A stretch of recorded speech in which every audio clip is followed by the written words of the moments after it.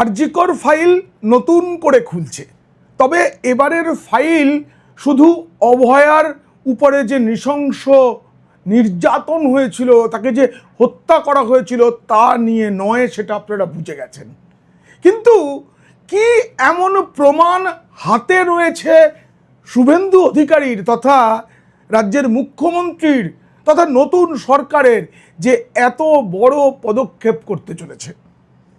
আরজি কর কাণ্ডের সময় কলকাতা পুলিশের 3 আইপিএস আধিকারিকের ভূমিকা নিয়ে অনেক প্রশ্ন উঠেছে এবং তৎকালীন মুখ্যমন্ত্রী, বহিষ্কৃত মুখ্যমন্ত্রী এখন মমতা বন্দ্যোপাধ্যায়, তিনি বারবার তার এই আদরের অফিসারদের বাঁচানোর চেষ্টা করেছেন।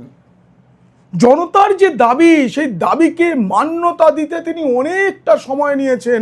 তার আগে নানাভাবে এই বিনীত গোয়েল, ইন্দিরা মুখোপাধ্যায় এবং অভিষেক গুপ্তকে বাঁচানোর চেষ্টা করেছেন। এরপরে তাদের যে পোস্টিং দিয়েছেন সেগুলো শাস্তিমূলক পোস্টিংও নয়, তাদের ভালো থাকার ব্যবস্থাটাই তিনি করে গিয়েছেন। আর শুভেন্দু অধিকারী সেই সময় থেকে বলে গিয়েছিলেন, লিখে রাখুন, লিখে রাখুন যা যা করছেন, একদিন এসবের সাজা পেতেই হবে। সেদিন থেকেই তিনি বুঝেছিলেন যে একদিন রাজ্যে বদল আসবেই, সেটা বেশি দূরে নয়। আর তিনি মুখ্যমন্ত্রী হতে পারলে বা তার দলের কেউ মুখ্যমন্ত্রী হতে পারলেই শুরু হবে এই অফিসারদের এই যে চক্রান্ত এবং অভয়ার যে অত্যাচারের শিকার তার প্রমাণ লোপাট করার যে খেলা, সেই খেলার মাথা থেকে একদম লেজা পর্যন্ত তাদের কি কি করতে হবে এবং তার জন্য কি কি জমিয়ে রাখা দরকার, সব জমানো ছিল। আচমকা ঘোষণা নয়, 3 অফিসারকে সাসপেন্ড এবং বিচার বিভাগীয় তদন্ত, যে তদন্তে দেখা হবে মুখ্যমন্ত্রীর ভূমিকা কি ছিল, তার কি কি প্রমাণ বর্তমান সরকারের কাছে আছে, তা নিয়েই আজকের আলোচনা। যদি এই আলোচনা ভালো লাগে তবে তো অবশ্যই সাবস্ক্রাইব করবেন পিনাক্কি বলছে। আর যারা এখনও শুধুই দর্শক, সাবস্ক্রাইব করেননি, তাদেরকে অনুরোধ করব সাবস্ক্রাইব করুন, বেল আইকনে চাপ দিন, নিয়মিত নোটিফিকেশান পাবেন। আপনি সাবস্ক্রাইব করলে আরও মানুষের কাছে পৌঁছে যাবে এই প্রতিবেদন। এখন কেমন খেলা হবে এবার আরজি কর কাণ্ডের অভয়াকে বিচার দিতে, কেমন খেলা হবে সেটা জানতে দেখুন ও শুনুন পিনাক্কি বলছে। মুখ্যমন্ত্রী শুভেন্দু অধিকারী ঘোষণা করে দিয়েছেন, তার আগে একটা ইঙ্গিত দিয়েছিলেন, একটা বিস্ফোরক কিছু বলবেন, সেটা আমরা জানতে পেরেছিলাম। কিন্তু সেই বিস্ফোরণটা যে এরকম, সত্যি কথা বলছি, কাল দুপুর ওই 1:30টার পরে যখন তিনি বললেন, তার আগে পর্যন্ত আঁচ করতে পারিনি। কিন্তু তিনি যখন বললেন তারপরে জানতে পেরেছি হঠাৎ করে বলা নয়, অনেক আগে থাকতে প্রস্তুতি নিয়ে যাবতীয় তথ্য নথি জোগাড় করে তারপরেই এই পদক্ষেপ। 3 পুলিশ কর্তাকে সাসপেন্ড, তাদের বিরুদ্ধে কর্তব্যে গাফিলতি এবং পুরো ঘটনাটার মিসহ্যান্ডেলিং, তার জন্য তাদের বিরুদ্ধে পদক্ষেপ হবে। তদন্ত হবে যে সেই সময় ঠিক কার নির্দেশে বিনীত গোয়েল, কার নির্দেশে ইন্দিরা মুখোপাধ্যায়, তার কাছে কোনো কাগজপত্র নেই, তিনি অফিসিয়াল মুখপত্র নন, তা সত্ত্বেও তিনি কি করে কলকাতা পুলিশের মুখপাত্র হয়ে প্রত্যেক দিন জলজ্যান্ত প্রমাণগুলোকে মিথ্যা বলতেন। আর অভিষেক গুপ্ত, ভাইপো নয়, ভাইপোর মতোই নামের অভিষেক গুপ্ত, তার কাণ্ড, প্রতিটি বিষয়ের সঙ্গে তিনি জড়িত। আমি সব কটা বলবো আপনাদের, আজকে এক এক করে বলবো, মাথা থেকে নিচের দিকে নামবো, আর শেষে বলবো একেবারে ওপরের যে মাথাটি ছিল, সততার প্রতীক, প্রতীক প্রতীক, তার কি কাণ্ড ছিল। দেখুন, এই যে 2024 সালের আগস্টে আরজি কর হাসপাতালে তরুণী চিকিৎসক অভয়ার ধর্ষণ এবং খুনের ঘটনার পরে বারবার প্রশ্ন উঠেছিল কলকাতা পুলিশের ভূমিকা নিয়ে। এই যে প্রশ্নগুলো উঠেছিল সেগুলো অনেক সংবাদ মাধ্যম তারা যোগ দিয়েছিল, অনেক ভিডিও সংবাদ মাধ্যম বের করে নিয়ে এসেছিল, কিন্তু বারবার দেখা যাচ্ছিল পুলিশ ভুল ও বিভ্রান্তিকর তথ্য দিয়ে চলেছে। সেই সঙ্গে এই যে আরজি কর হাসপাতাল, সেটাকে ঘিরে যে অসাধু চক্র গড়ে উঠেছে বলে তখন হাতে নাতে প্রমাণ পাওয়া যাচ্ছে, সেগুলোকেও পুলিশ কোনো তদন্ত ছাড়াই নাকচ করতে শুরু করে। এটা আমাদের তৎকালীন মুখ্যমন্ত্রীর অভ্যাস ছিল। কোনো একটা ধর্ষণ বা কোনো ঘটনা ঘটলে তদন্তের আগেই তিনি নিজে একটা রায় দিয়ে দিতেন। হাঁসখালির সময় দিয়েছেন, পার্কস্ট্রিট কাণ্ডে দিয়েছেন, আরজি করের সময় দিয়েছেন। সেই সঙ্গে নির্যাতিতার পরিবারের মুখ বন্ধ করার জন্য অর্থের বিনিময়ে কেনার চেষ্টা হয়েছে। এই অপরাধগুলোকে যদি একসাথে করা হয় তাহলে সেটা মারাত্মক কিছু। এখন যে তদন্ত এই অপরাধের, এমনিতে তো ওই খুন এবং তার আগে নির্যাতনের সিবিআই তদন্ত চলছে, সেটা চলবে, কিন্তু যে তদন্তটা করাই হয়নি, এবং শুভেন্দুবাবু মুখ্যমন্ত্রী বলেছেন এই কথাটা যে যারা অভিযুক্ত তাদেরকে এই উর্দি গায়ে তারা যদি চেয়ারে বসে থাকেন তবে কোনো অপরাধের তদন্ত হয় না, করা যায় না, তাই সবার আগে তাদের সরানো দরকার। তারও ওপরে যিনি মাথায় ছিলেন তাকেও সরানো দরকার, এটা অবশ্য রাজ্যবাসী ঠিক করে ফেলেছিল, তারা আগে সরিয়ে দিয়েছে। তাই তৎকালীন মুখ্যমন্ত্রী বহিষ্কৃত মমতা বন্দ্যোপাধ্যায় এবং এই 3 অফিসারের ভূমিকা নিয়ে এবার তদন্ত শুরু হলো। দেখুন, 1994 ব্যাচের আইপিএস বিনীত গোয়েল পুলিশ কমিশনার পদে যোগ দিয়েছিলেন 2022 সালের 1 জানুয়ারি, কিন্তু তার মেয়াদটা শেষ হয় 2024 সালের 17 সেপ্টেম্বর, বিশ্বকর্মা পুজোর দিন, আমার মনে আছে। 9 আগস্ট একটা ঘটনা ঘটলো, আর তাতে সবচেয়ে বেশি মানুষের অভিযোগ যার বিরুদ্ধে, সেই বিনীত গোয়েলকে সরাতে লাগলো 1 মাসেরও বেশি সময়, 5 সপ্তাহ। আরজি কর কাণ্ডের পর যে প্রবল আন্দোলন গোটা রাজ্যে, তাতে তো বারবার এই বিনীত গোয়েলের পদত্যাগের দাবি ওঠে। 14 তলা থেকে টেনে নামানো বা 14 তলার পদত্যাগের দাবি উঠেছিল, কিন্তু বিনীত গোয়েলের বিরুদ্ধে সব থেকে বেশি। জুনিয়র চিকিৎসকরা যে আন্দোলন করছিলেন, লাগাতার আন্দোলন করছিলেন, তার প্রেক্ষিতে অনেকটা পরে গিয়ে মমতা মানলেন। কিন্তু একটু মনে করাই আপনাদের, 2024-এর 10 আগস্ট অভয়ার নৃশংস হত্যার পরের দিন বেআইনিভাবে কলকাতার পুলিশ কমিশনার বিনীত গোয়েল অভয়ার আসল নাম প্রকাশ্যে বলে দিয়েছিলেন। সুপ্রিম কোর্টের যে নির্দেশ, সেটা অনুযায়ী কোনো নির্যাতিতার নাম দূরে থাক, তার পরিবার, তার এলাকার ঠিকানা, মানুষের নাম, কোনো কিছুই প্রকাশ্যে বলা যায় না। কিন্তু বিনীত গোয়েল পুলিশ কমিশনার, তিনি আইন কানুন জানেন না তা তো হতে পারে না, তিনি কেন বলে দিয়েছিলেন? পরে সঠতার প্রতীক তিনিও বলেছেন, যদিও বিনীত গোয়েলকে 2025-এর জুলাই মাসে তাকে আদালতে গিয়ে ক্ষমা চাইতে হয়েছিল, কিন্তু ক্ষমা চাইলে তো সব কিছু উদ্ধার হয়ে যায় না।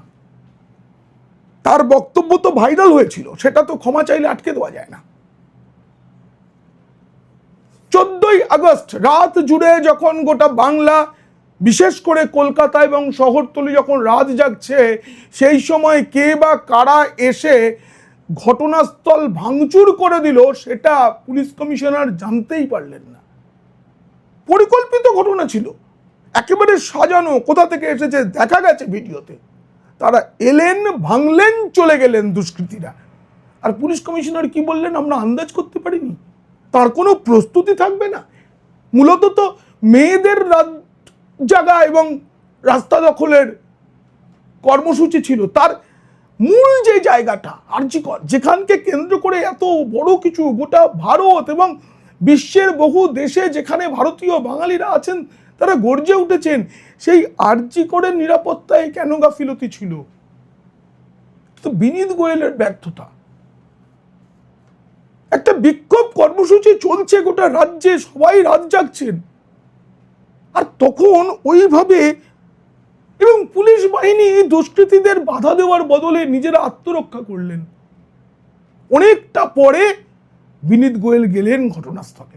কলকাতার নগরপাল মানে পুলিশ কমিশনার, এটা অত্যন্ত একটা গুরুত্বপূর্ণ পদ।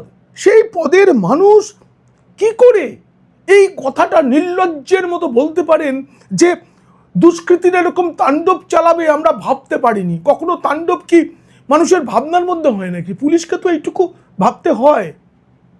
এবং একদল লোক এলো, ভাঙলো, চলে গেল, বাধা দেওয়া যাবে না। অথচ ওখানে তো পুলিশ মোতায়েন ছিল, তারা কেন পালিয়ে গেল? এর পরেও সেই পুলিশ কমিশনারকে পদে বসিয়ে রাখা হলো। এবং দেখুন, আপনারা ভাবুন যে যখন সঞ্জয় রায় নামে ওই সিভিক ভলেন্টিয়ার অ্যারেস্ট হলেন, একবার ভেবে দেখুন তো, তার কাছে পুলিশের গাড়ি, অবাধ যাতায়াত, এসব পুলিশ কমিশনার জানতেন না? কেমন পুলিশ কমিশনার তিনি? সেই সঞ্জয় রায় 11ই নভেম্বর যখন তাকে আদালতে, শিয়ালদা আদালতে হাজির করা হচ্ছে, তখন তিনি স্পষ্ট করে বলেছিলেন বিনীত গোয়েল সহ কয়েকজন উচ্চপদস্থ পুলিশ কর্তা তাকে ফাঁসিয়েছেন। এটার তদন্ত কেন হয়নি? মমতা বন্দ্যোপাধ্যায়, আপনি বলুন, আপনি বলুন মমতা, আপনি কেন এরপরে এর তদন্ত করেননি যে বিনীত ফাঁসিয়েছে?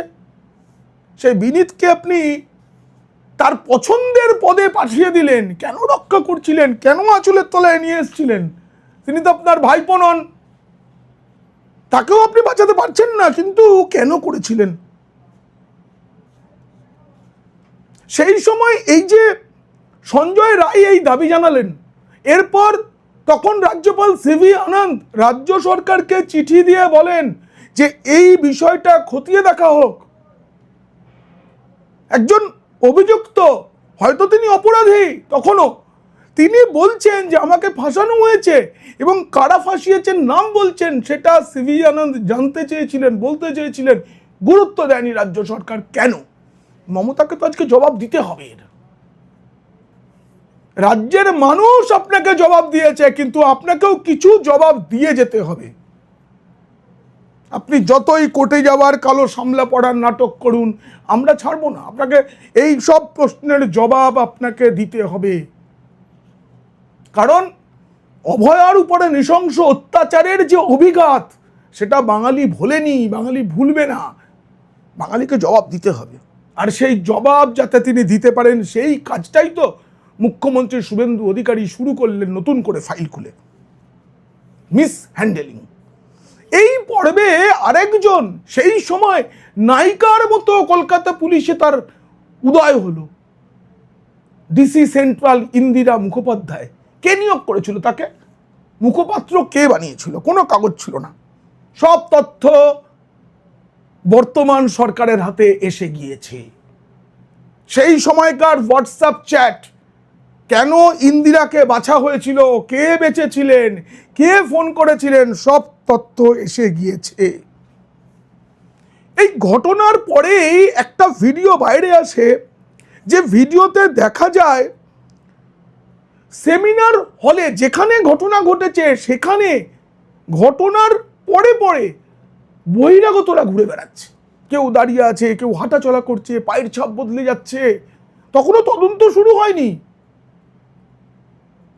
এবং ডিসি সেন্ট্রাল ইন্দিরা সেই ভিডিও নিয়ে প্রেস কনফারেন্স করলেন এবং স্বীকার করলেন ওটা সেমিনার হলের। কিন্তু তিনি বললেন ঠিক যেখান থেকে দেহটা উদ্ধার করা হয়েছিল সেই জায়গাটা সুরক্ষিত ছিল, পুলিশ ঘিরে রেখেছিল জায়গাটা। তার বাইরে এটা একটা অন্য অংশের ভিডিও। আচ্ছা বলুন তো, অপরাধী অপরাধ করেছে একটা জায়গায়, যেখান দিয়ে সে পালিয়ে গেছে বা যেখান দিয়ে সে এসেছিল, সেই জায়গাটাও কি আলাদা করে রাখা উচিত নয়? ইন্দিরা মুখোপাধ্যায় নানা রকম যুক্তি দিয়ে গেলেন। এরপর আরেকটা ভিডিও এলো, সেখানে দেখা যাচ্ছে যে তার ভেতরে লোকজন ঘুরছে, একপাশে দেহ রাখা রয়েছে, একটা সবুজ কাপড়ে ঢাকা দেওয়া, এবং তার পা দুটো বেরিয়ে রয়েছে ঘটনাস্থলের। আচ্ছা, কিভাবে ঢুকে পড়লেন অত মানুষ? কেন ঢুকলো? কেন তাদের বাধা দিল না পুলিশ? কেন অনুমতি দিল? হাসপাতালকে এড়িয়ে, খালি হাসপাতাল জানে বলে গিয়েছিলেন ইন্দিরা মুখোপাধ্যায়। ইন্দিরা মুখোপাধ্যায় বলুন, আপনাকে তো জবাব দিতেই হবে। দেহ উদ্ধারের পর সেই জায়গা গোটাটা সিল করে দেওয়ার কথা ছিল, কেন করা হয়নি? তথ্য প্রমাণ নষ্ট করে দেওয়ার জন্যই করা হয়নি, কারণ পুলিশ তো জানে এইভাবে করা হয়। পুলিশের কোনো নিয়ন্ত্রণ কেন ছিল না? আমার মনে আছে, আমি সেই অংশটা সেদিন কি বলেছিলেন আমি লিখে নিয়ে বসেছি। তিনি বলেছিলেন সেমিনার হলের দৈর্ঘ্য 51 ফুট, প্রস্থ 32 ফুট। দেহ উদ্ধারের পর ওই ঘরের 40 ফুট অংশ ঘিরে ফেলেছিল। হাসপাতাল থেকে নেওয়া সাদা কাপড় দিয়ে ঘেরা হয়েছিল জায়গাটা। ঘরের বাকি অংশ অর্থাৎ 11 ফুট জায়গায় কয়েকজন দাঁড়িয়েছিলেন।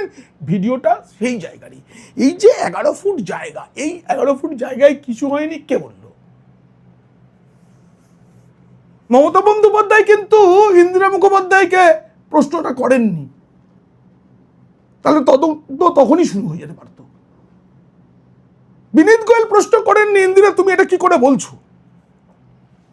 এরপর আরেকটা ভিডিও এলো, সেই ভিডিও দেখা যাচ্ছে 9ই আগস্ট সকালে সেমিনার হলের ভেতরে। এবং দেখুন, এই যে ভিডিওগুলো আসছে, তার মানে ওখানে দাঁড়িয়ে কেউ না কেউ ভিডিও করেছিল। একটা ঘটনা, এরকম নৃশংস ঘটনা, সেখানকার ভিডিও যে কেউ মোবাইল তুলে করছে। ভিড়ে ঠাসা সেমিনার হলে অন্তত 30 জন লোক ছিল। সেই ভিডিও আপনারা অনেকে দেখেছেন। আমি খালি মনে করিয়ে দিচ্ছি, আমার গা শিউরে উঠেছিল তখন। কেউ দাঁড়িয়ে রয়েছে, কেউ হাঁটাচলা করছে, কেউ নিজেদের মধ্যে কথা বলছে। 43 সেকেন্ডের সেই ভিডিওয় দেখা যায় ওই অকুস্থলে রয়েছেন কে জানেন? সন্দীপ ঘোষ, যিনি দুর্নীতিতে অভিযুক্ত, অন্যতম অভিযুক্ত তিনি, তার আত্মসহায়ক প্রসূন চট্টোপাধ্যায়। সন্দীপের আইনজীবী শান্তনু দে কেন ছিল? ওই হাসপাতালের ফরেন্সিক মেডিসিনের অধ্যাপক দেবাশিস সোম, আরজিকর ফাঁড়ির ওসি সঞ্জীব মুখোপাধ্যায়, এরা কেন ছিল? সেই সময় কোনো প্রশ্নের উত্তর দেননি ইন্দিরা। সাংবাদিকরা প্রশ্ন করেছেন, তিনি যেটুকু বলার সেটুকু বলে দেমাক দেখিয়ে উঠে গেছেন। আজকে ইন্দিরা দেবী, আপনাকে জবাব দিতে হবে। এই মামলা যখন সুপ্রিম কোর্টে গিয়েছিল, তখন কেন্দ্রীয় সরকারের সলিসিটর জেনারেল তুষার মেহতা বলেছিলেন আরজিকর ঘটনাস্থলের চরিত্র বদলে দেওয়া হয়েছিল, বলা হয়েছে। দেহ উদ্ধারের পর সন্দীপের আইনজীবী শান্তনু ঘটনাস্থলে কি করছিলেন বলুন ইন্দিরা দেবী? তিনি বলেছিলেন, আইনজীবী ছিলেন বলে অনেকে বলছেন, তবে এ ব্যাপারে হাসপাতাল কর্তৃপক্ষ বলতে পারবে। তাহলে পুলিশ কি আঙুল চুষছিল, বুড়ো আঙুল? যেমন করে বিনীত গোয়েল ওই দিন রাতের ঘটনা বলেছিলেন 14ই আগস্ট কি করে কি হলো আমি জানি না। পুলিশ কি বুড়ো আঙুল চষার জন্য মাইনে পেত তখন?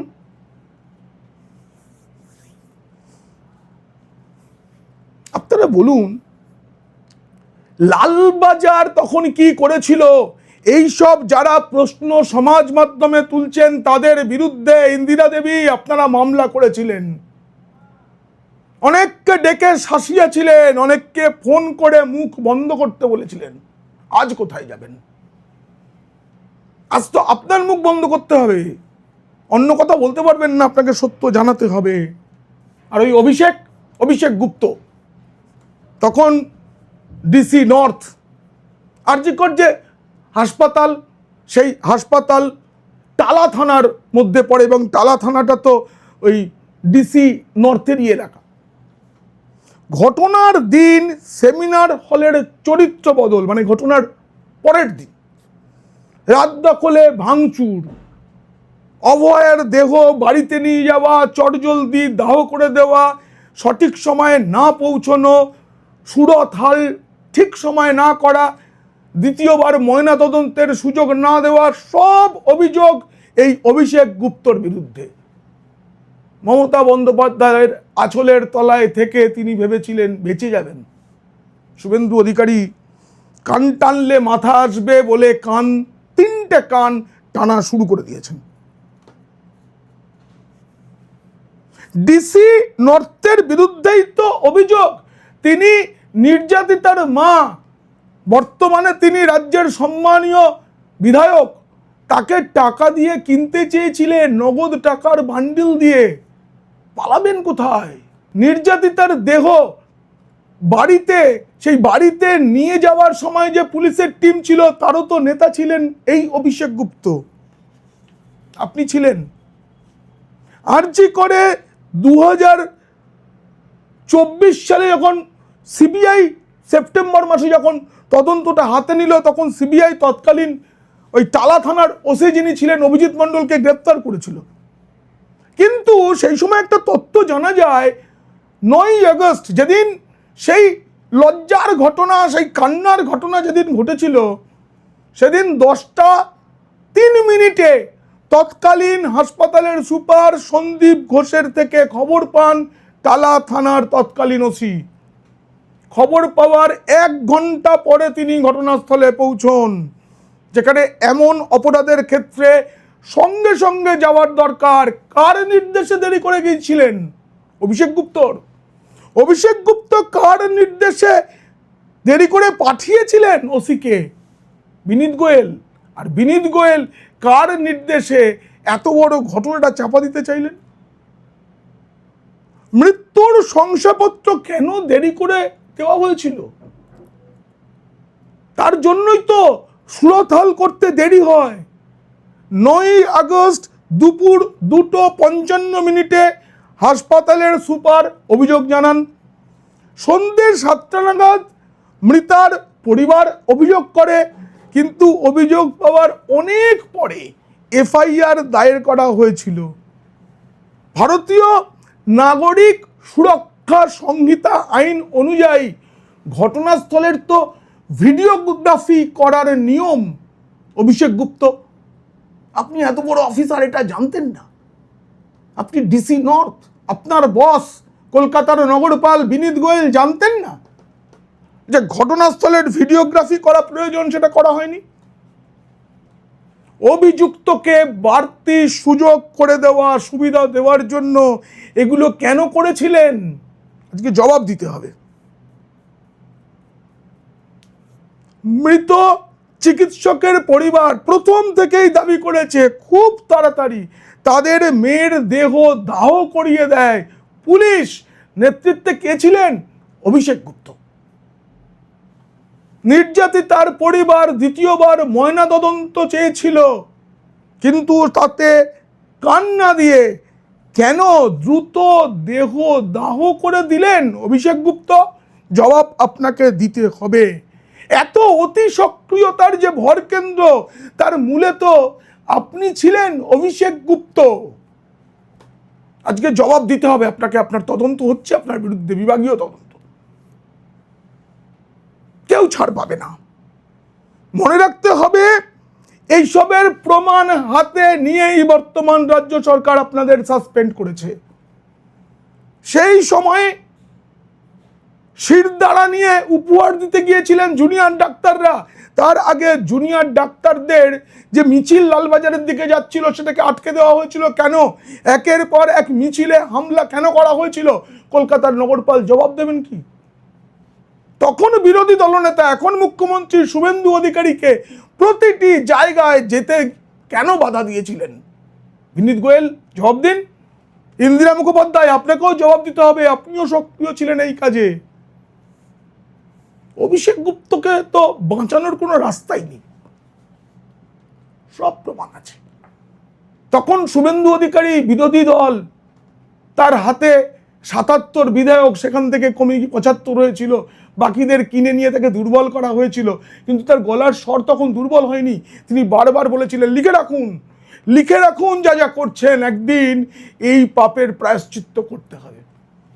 আর তখন থেকেই না শুভেন্দু অধিকারী সব লিখে রেখেছেন, সব তথ্য জমিয়ে রেখেছেন।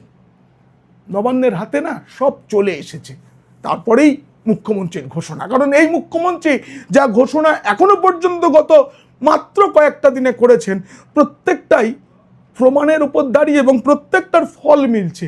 তাই উনি ফাঁকা আওয়াজ দেওয়ার লোক নন, এটা জেনে রাখুন বিনীত গোয়েল, অভিষেক গুপ্ত, ইন্দিরা মুখোপাধ্যায়, আর সবার উপরে যিনি আছেন, যার নির্দেশে এত কিছু হয়েছে, তারও এই ঘটনা চাপা দেওয়ার, দোষীদের আড়াল করার এবং সবকিছু প্রমাণ লোপাট করে দেওয়ার পিছনে কতখানি মদত ছিল, সে প্রমাণও বর্তমান রাজ্য সরকারের হাতে রয়েছে। এই প্রতিবেদন কেমন লাগলো জানিয়ে অবশ্যই মন্তব্য করবেন। ভালো লাগলে বন্ধুদের, খারাপ লাগলে শত্রুদের শেয়ার করে দেবেন। আর আপনারা খুব খুব ভালো থাকবেন।